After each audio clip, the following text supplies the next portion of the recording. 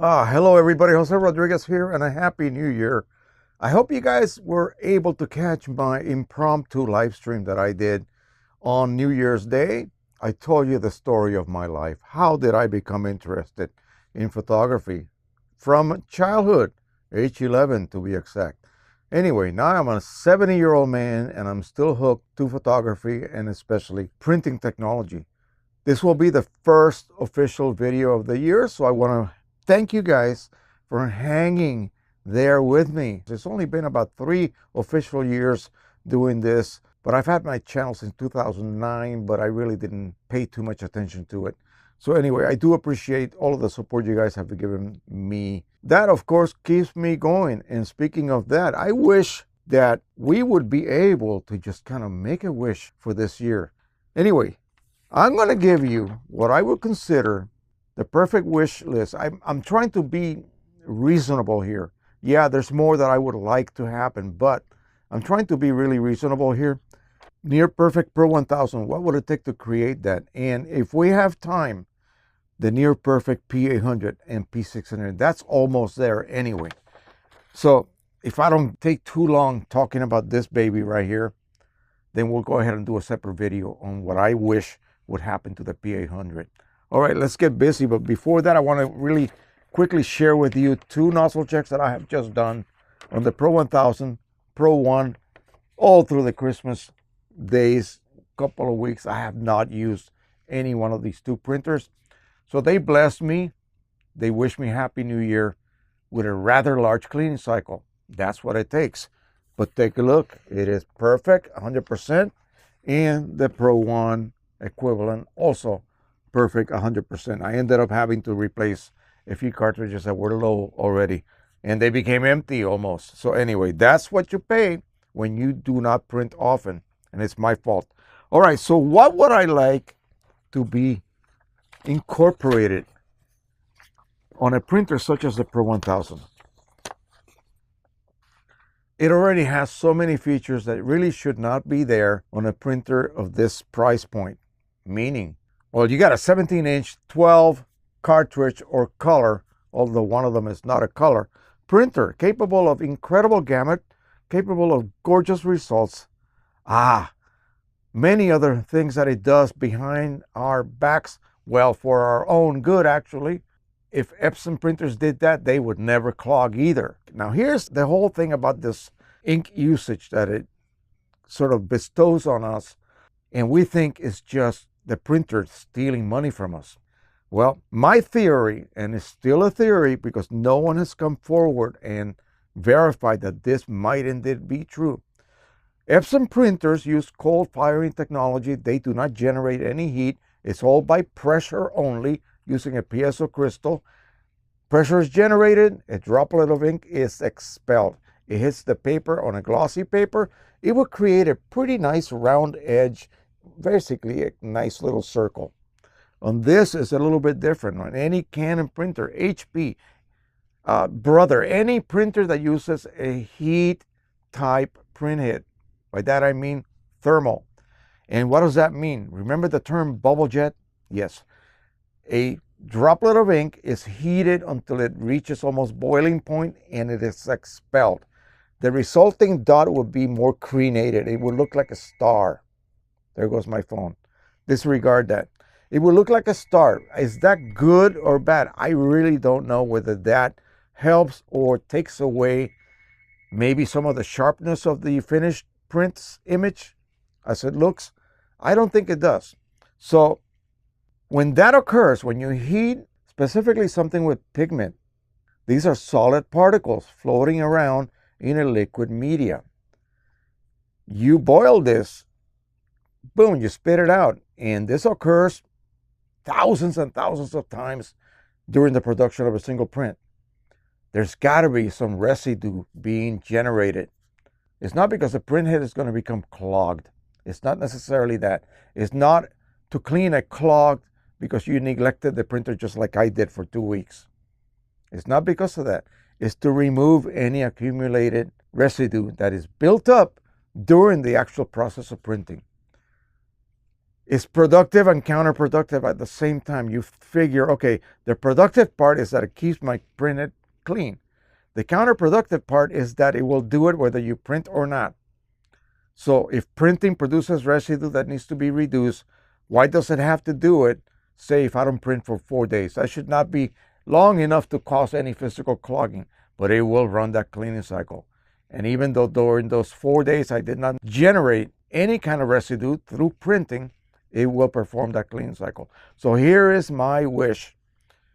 It will probably increase the price of the printer maybe by $1,000, who knows, okay? Here's what I wish they would do, and this is only applicable not to those smaller printers. There's just no room in there for this idea of mine. Redesign the printhead completely, okay? At the nozzle level, or just behind that, install a separate set of chambers onto which you could then flush a cleaning fluid, okay? Behind that, preceding that chamber that would normally be filled with ink, you would then block any further ink entrance. And this will be done by servos or whatever, or sensors. So when it needs to perform that cleaning to remove residue downstream, it will then flush out that little bit of ink. I'm talking about microliters worth of ink, and then clean out the internal little caverns where those explosions take place. That will be expelled, and then you reprime the printhead.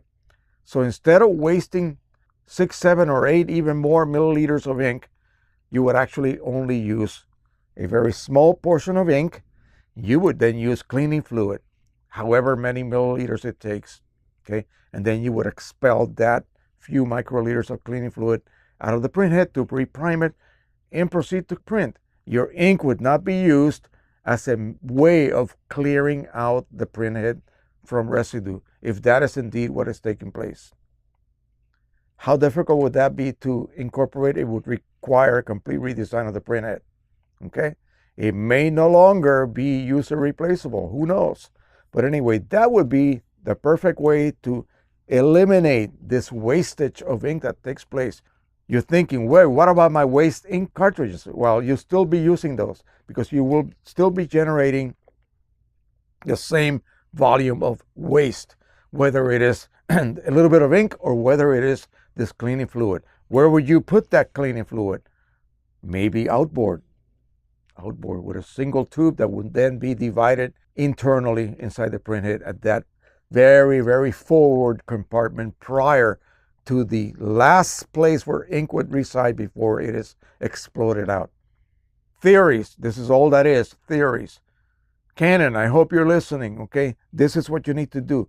Printhead technology that you use, yeah, it's great. It does not clog, but it requires all of this unnecessary cleaning just to keep it clean from the residue that you are generating during printing. It makes no sense, but it's necessary. So something like that, like what I just, came up with in my dumb head, would eliminate the need to use ink, expensive ink, the most expensive fluid in the world, in order to keep that printhead clean. I'm wasting ink and I'm not producing any prints with it. I'll rather waste a clear cleaning fluid rather than ink. What do you guys think? That would be a great idea. What else would this require for me to just go, oh, I'm keeping this and I'm getting rid of everything else? Well, first of all, what I just suggested, and second of all, in the rear, one way or another, a roll adapter, period. I don't care if it cuts paper or not. I could cut my own. It doesn't matter. It would be the same design as the P800, okay? Where it simply just prints a cut line for you, and you just grab your nearest pair of scissors or razor blade and cut the sheet off of the printer, retract it to a starting position again, and you're ready to print the next image. That's it.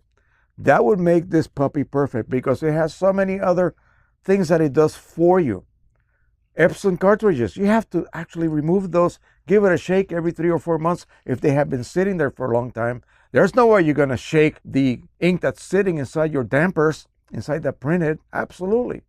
You would have to pick up that printer and give it a shake. This printer today, before I started to do that nozzle check, went through a huge agitation period, maybe 3 whole minutes. You could hear that piston just like that. I should have recorded it, but I didn't, so that I could print this perfectly. That internal agitation system works flawless, okay? Some people may say, oh, those damn internal compartments that will leak if I take this and tilt it too much, if I'm transporting it. Well, actually, that does a lot of good for you.